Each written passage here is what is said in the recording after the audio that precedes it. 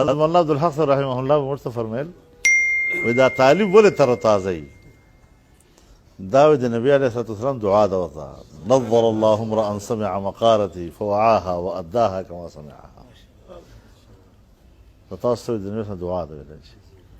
یو پلار دوه زمنې یو طالب وي یو کلي کې یو به وي، هغه خړ پوړ وي طالب تر تازه وي، هغه تر تازګي ته الله پاک ورکړې ده او د نبي څخه دعا یې قبوله کړې ده هغه په حق کې.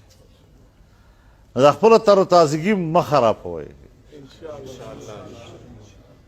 په غریبي کې غیرت ښه ده تر دې چې پیسه دې له جیب وډکه یې بې غیرته.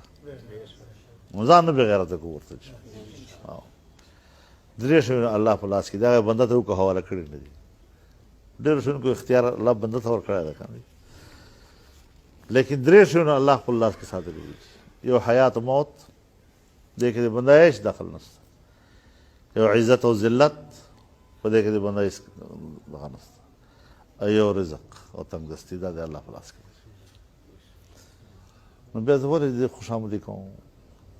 ولې دوی په قدمونو کې زه پروت یم؟ پېښه شه ده ما ته، حکومت به میلاو شي ما ته، بیا به عزت نه وي ورسره، بیا به څه ورسره کوو؟ قل اللهم مالک الملک تؤتي الملک من تشاء وتنزع الملک ممن تشاء وتعز من تشاء وتذل من تشاء. دو مضامین دي، یو د بادشاهي یو د عزت، دا دو مضامین دي. دا دواړه مضامین ماتو محتفلی دي، او په ماتو محتر کې مغایرت وي که نه؟ نو بادشاهي ځان له شاید او عزت ځان له شاید. الله قادر دی چې دواړه درکړي، الله قادر دی چې دواړه نه درکوي، الله قادر دی چې یو درکوي او بل نه درکوي. نو ما یزید ته اقتدار ورکړی خو عزت حسین ته ورکړی.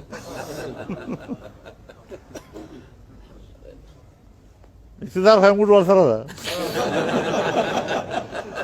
خو دا څه ښه نوم یې ګټلی ده چې ټول قوم پر پیغور ده.